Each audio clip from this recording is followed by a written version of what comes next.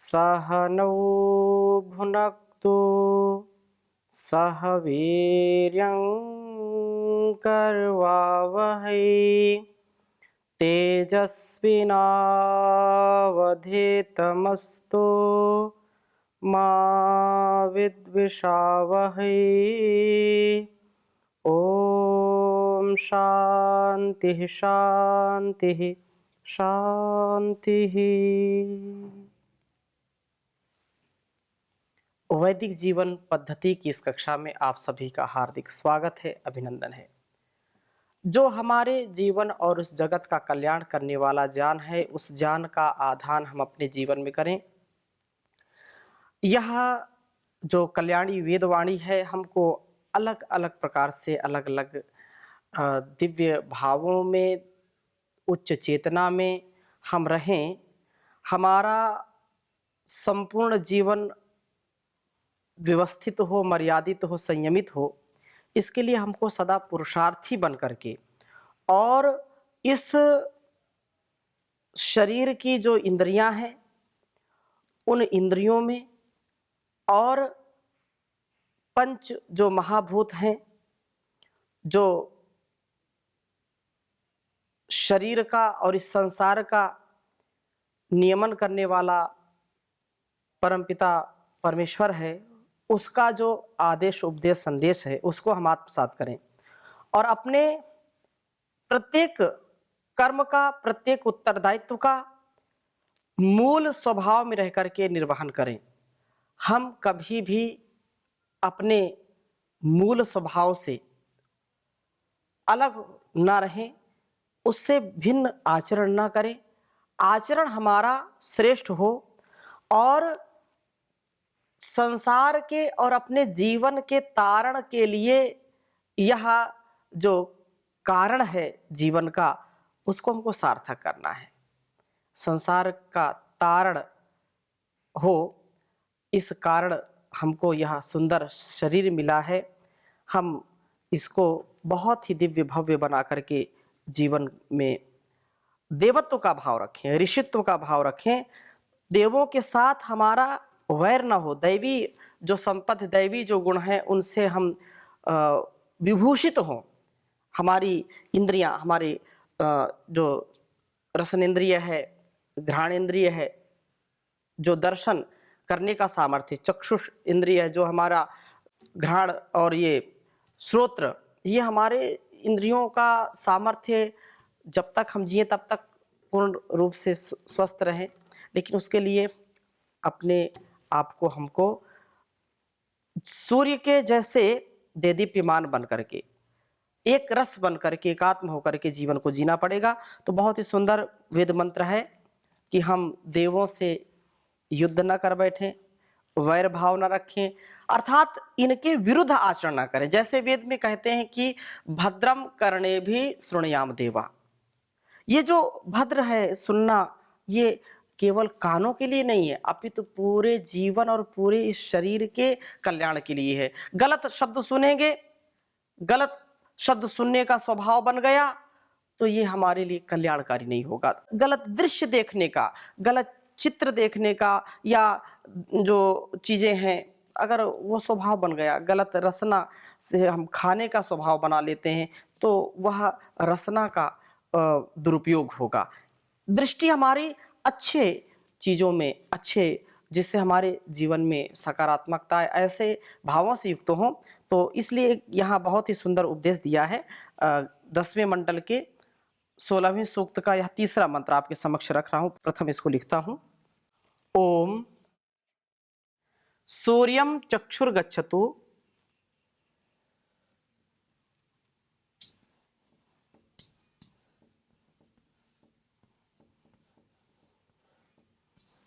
Suryam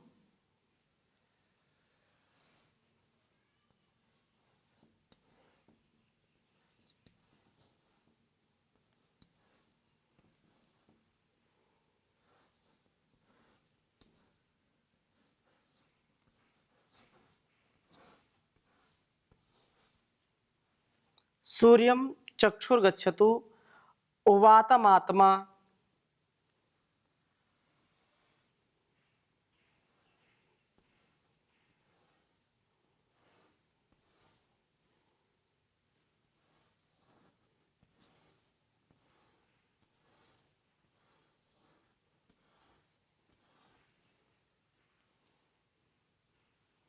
वातमात्मा damn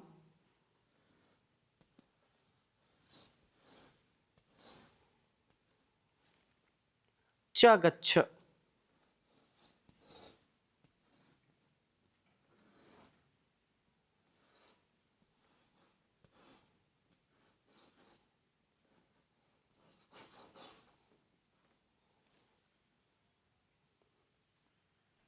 पृथ्वी च धर्मणा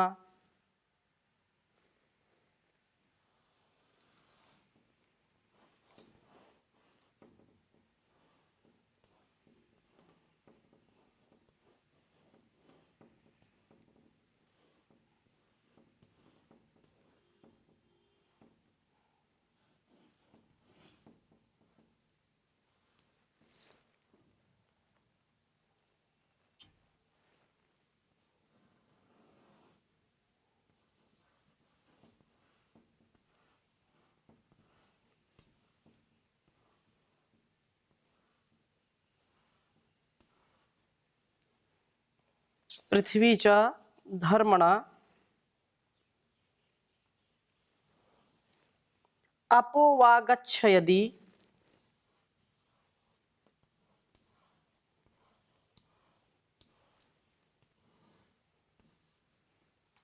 अपो वा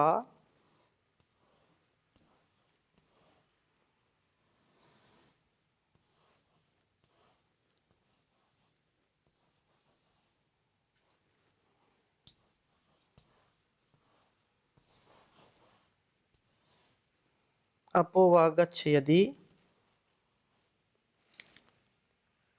तत्र ते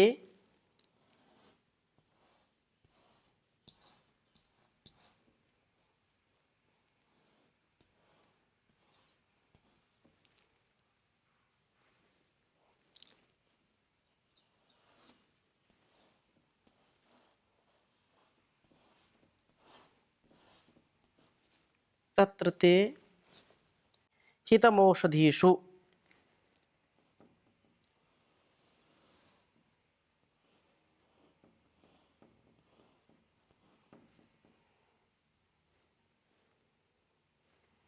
हितमौषधीषु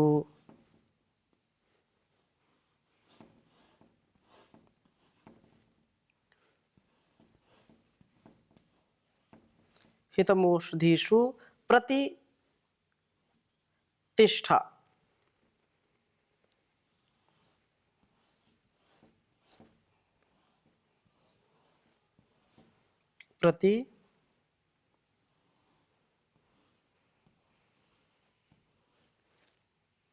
प्रतिष्ठा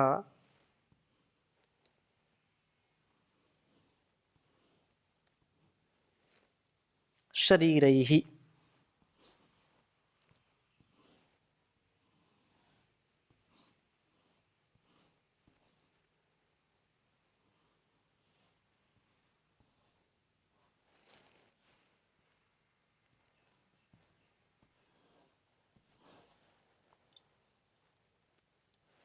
ऋग्वेद के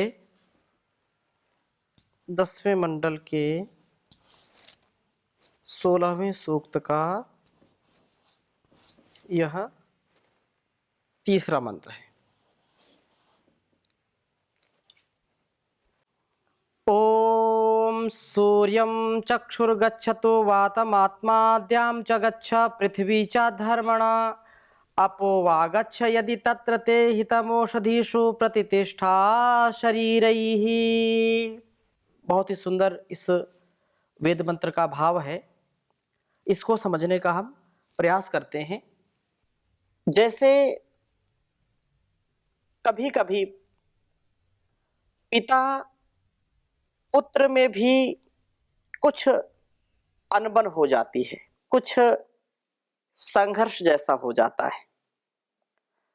पुत्र अलग घर बना लेता है और उसका पितृगृह में आना जाना नहीं रहता है। प्रायः आज का जो वातावरण है संसार का, समाज का, सब देखते ही हैं, जानते ही हैं।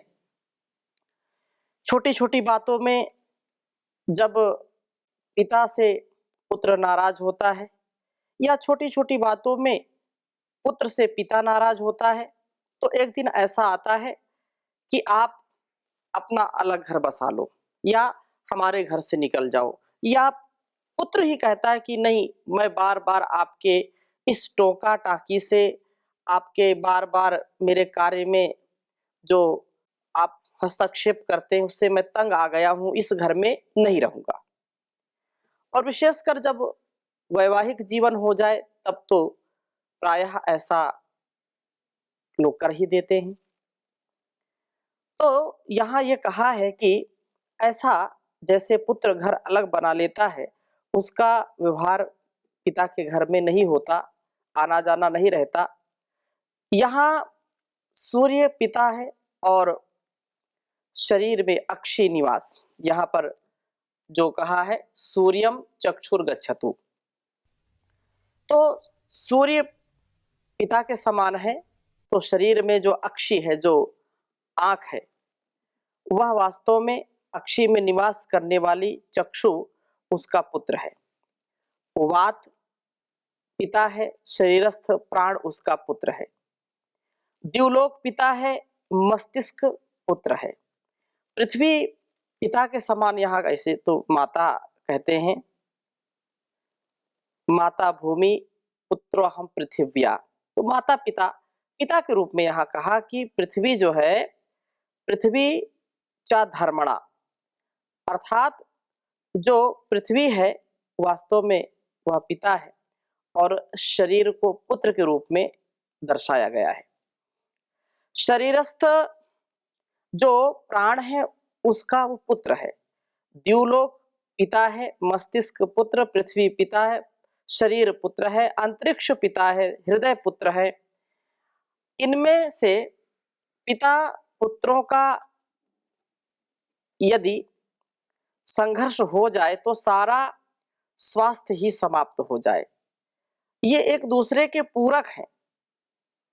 इसलिए कहते हैं कि चक्षु तेरी आंख सूर्यम गच्छतु, सूर्य को जाए, सूर्य के यहाँ उसका आना जाना सदा बना रहे। सूर्य के साथ चक्षु का संघर्ष होते ही चक्षु विकृत हो जाती है। और जो हमारी सनातन परंपरा है, जो वेद की परंपरा है, इस वैदिक संस्कृति में सूर्य अभिमुख होकर के ध्यान करने का विधान है। हम प्रभात में यदि संध्या करते हैं तो सूर्य अभिमुख, सूर्य उदय हो रहा है तो उधर की ओर ही बैठ करके हमको संध्या करनी होती है। सायंकाल जब हम संध्या करते हैं तो सूर्य अस्त जिधर होता है उधर लोग करते हैं।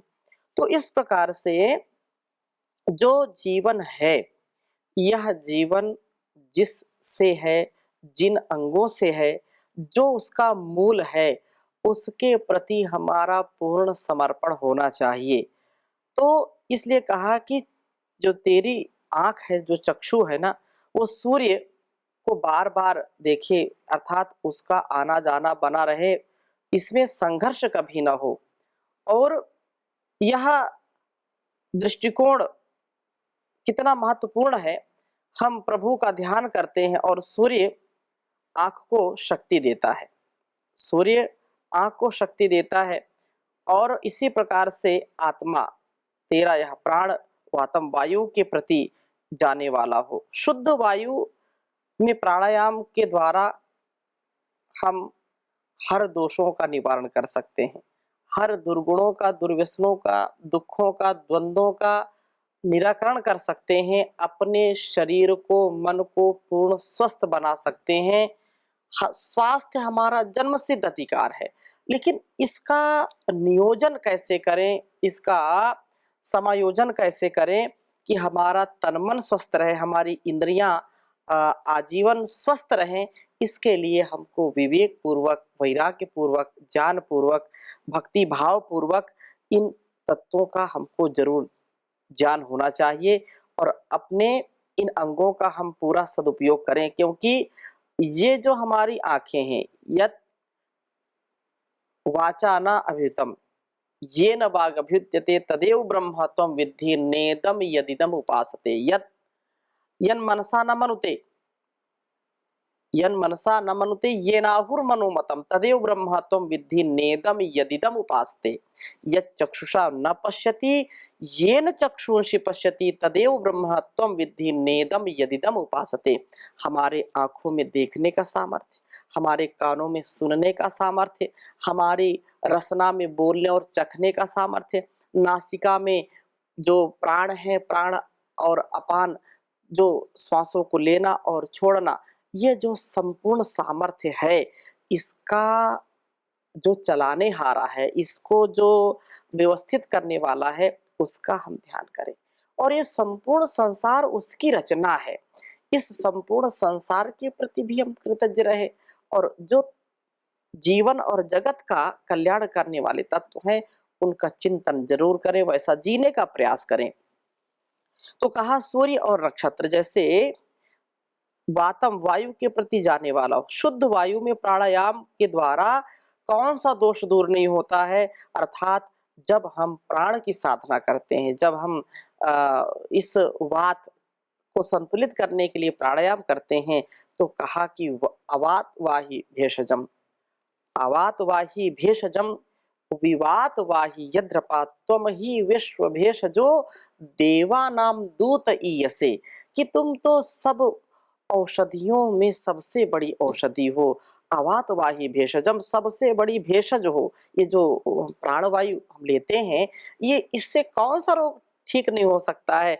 आज जब परम पूज्य योग ऋषि श्री स्वामी जी महाराज पूरी दुनिया को योग की शिक्षा दीक्षा देते हैं, तो उसमें यह वेद का, उपनिषद का, दर्शनों का, हमारी ऋषि संस्कृति का वह बोध कराते हैं।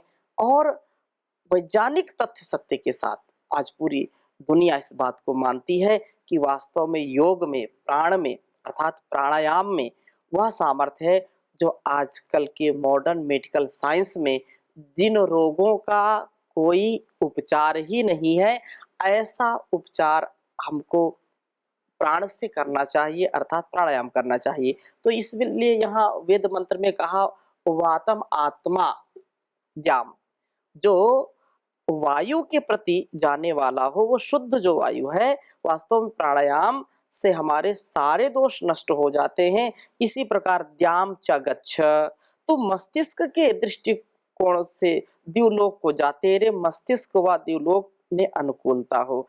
द्युलोक के सूर्य व नक्षत्रों की तरह तेरे मस्तिष्क में ज्ञान विज्ञान के सूर्य और नक्षत्र चमके। पृथ्वी में चा, तो शरीर से पृथ्वी को जाने वाला बन, शरीर से पृथ्वी को जाने वाले बन, अर्थात इस मिट्टी से हम सदा संबंध जोड़ करके रखें। ये धरती माँ है और हम यदि इस पर अपने जीवन को नहीं चलाएंगे, ज्यादा ही हम बनावटी जीवन यदि जिएंगे, कृत्रिम जीवन जिएंगे, तो उतने ही रोग हमारे जीवन में आएंगे। हम मिट्टी से अपना रिश्ता जोड़ करके रखें, इससे परहेज ना करें। कभी जो है नंगे पैर चलना, मिट्टी में खेलना, जितना हम यदि पुराने समय की ओर हम चलते हैं, भारतवर्ष जो हमारा अतीत भारतवर्ष का था, तो जो किसान के बच्चे होते थे मैदान में खेलते थे, मिट्टी में खेलते थे, धूल में खेलते थे और वो पूर्ण स्वस्थ होते थे। क्यों? क्योंकि मिट्टी से हमको जो ऊर्जा मिलती है, मिट्टी से हमारे अंदर जो शारीरिक सामर्थ्य बढ़ता है, तो वो कृत्रिम बनावटी जीवन में कभी नहीं बन सकता है। आजकल के लोग जो मिट्टी से परहेज करते हैं, मिट्टी लग गई, ऐसा नहीं होना चाहिए, वैसा नहीं होना चाहिए, और बिल्कुल आलीशान बंगले में बच्चों का भरण पोषण करते हैं। वीवीआईपी जो होते हैं या बहुत धनाढ्य व्यक्ति कह लें, तो वो अपने बच्चों को मिट्टी तक जाने ही नहीं देते। उनका बचपना बिना मिट्टी के ही व्यतीत हो जाता है, जिससे उनका जो स्वास्थ्य है वो छुई-मुई की तरीके होता है। वो शरीर उनका छुई-मुई होता है। थोड़ी-सी सर्दी लगी, थोड़ी-सी गर्मी लगी, थोड़ा-सा जो है धूप लगी, थोड़ी बरसात हुई और वो उसमें बीमार पड़ जाते हैं। क्यों? क्योंकि रोग प्रतिरोधक क्षमता का जो विकास है वो नहीं हो पाता है। इसलिए इस प्रकार से हम पृथ्वी माँ को अपना जो है जो आंचल बिछाए चारों ओर है, तो हम इसमें पूर्ण समर्पण के साथ जीवन बिताने वाले बने। इसलिए कहा है कि यह जो पृथ्वी है ये वास्तव में योगियों के लिए सैया के रूप में है। वो मिट्टी में ही किसान को कभी किसी गद्दे की आवश्यकता नहीं पड़ती। वो खेत में ही रात में खेत में पानी लगाया है या कुछ कार्य करता है, रात में ढेले में सो गया, आराम से सोता है, अच्छी नींद आती है। और किसी को बिल्कुल नींद नहीं आती, किसी को मखमली गद्दे पर नींद नहीं आती है। तो ये धरती माँ हमको बहुत कुछ देती है, अन्न देती है, जल देती है, हर प्रकार की वनस्पतियाँ, फूल, पौधे जो पत्तियाँ हैं, ये हमको कंदमूल, फल-फूल सब देने वाली है। इतनी ऊर्जा हमको देने वाली है। इसलिए कहा कि इस पृथ्वी से तुम अपने रिश्ते नहीं तोड़ना। जो सुबह-सुबह नंगे पैर इस धरती पर चलते हैं, हरी घास पे चलते हैं, उनकी आँखें कभी खराब नहीं होती हैं, उनकी रोशनी सदा रहती है। क्यों? क्योंकि वो नंगे पैर पृथ्वी पर चलते हैं। कुछ राजा बाबू बने होते हैं, जो कभी सुबह से लेकर के शाम तक दफ्तर में रहते हैं और जूते-मोजे घर से ही पहन के जाते हैं, कभी पैर उनका नीचे नहीं पड़ता, तो उनको माइग्रेन हो जाता है, उनको उनका सिर दर्द हमेशा रहता है, उनको आँखों की कमज़ोरी आ जाती है। क्यों? कभी धरती माँ के जो है इस मिट्टी में कभी उन्होंने अपने पैर नहीं रखे, उसका स्पर्श नहीं किया। तो इस मिट्टी में बड़ा रस है, इस मिट्टी में सब कुछ है, इससे कभी हमको परहेज़ नहीं करना चाहिए। बोले मिट्टी में मिल जाएँगे, जो परहेज़ करने वाले हैं, तो गति तो मिट्टी में ही है। जो ये तेरी भरी जवानी 2 दिन में ढल जाएगी, फिर चाहे जितनी देह सजा ले, सुंदरता ना आएगी। तो ये जो सब कुछ है, ये माटी का खिलौना है।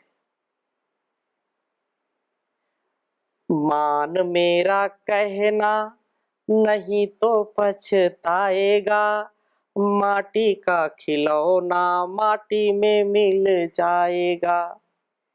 बेटा बेटा क्यों करता है, बेटा बेटा क्यों करता है, एक दिन तेरा बेटा पड़ोसी बन जाएगा, माटी का खिलौना माटी में मिल जाएगा। धन धरा के बीच ही सारा धरा रह जाएगा, पशु भी बंधे रह जाएंगे जब कूच का वक्त आएगा। पत्नी भी तेरा साथ देगी गृह द्वार तक, मित्रगण मरघट के आगे मुंह नहीं दिखलाएंगे। देह भी तेरी चिता में यूं ही जल भुन जाएगी, बाद में सच्चा सखा तेरा केवल धर्म ही रह जाएगा, स्वकर्म ही रह जाएगा। इसलिए अपने आप को इस धरती से जोड़ करके रखें, अपने आप को अहंकार से युक्त ना करें, अहंकार से मुक्त, समर्पण से, भक्ति से, श्रद्धा से युक्त जीवन हो। मत कर तू अभिमान रे बंदे, झूठी तेरी शान रे बंदे। मत कर तू अभिमान रे बंदे, झूठी तेरी शान रे बंदे। तेरे जैसे लाखों आए, लाखों इस माटी में समाए। तेरे जैसे लाखों आए, लाखों इस माटी ने खाए, रहा ना नामो निशान रे बंदे। मत कर तू अभिमान रे बंदे, समय बड़ा बलवान रे बंदे, झूठी तेरी शान रे बंदे। तो पृथ्वी जो है, पृथ्वीचा, तो शरीर का जो है, शरीर पृथ्वी से मान और पृथ्वी को जाने वाला बन। अखाड़े में लोटना पोटना, शरीर पर भस्म रमाना शारीरिक दोषों को दूर करता है। ये चमक धमक छोड़ करके अपने जीवन को जिए। अब नेचुरोपैथी जो है, जो प्राकृतिक चिकित्सा है, उसमें तो मड बाथ है, जो मिट्टी चिकित्सा, उसको जरूर करना। और अलग अलग रोगों को दूर करती है वो। पेट के रोग हो तो मिट्टी की पट्टी बना करके रखते हैं, तो उससे अलग अलग रोग दूर होते हैं। यह बहुत उत्तम है। और ज्वर भी उतर जाता है, आंतों का भी रोग दूर हो जाता है। इसलिए यही शरीर के विषयों को खींच लेती है।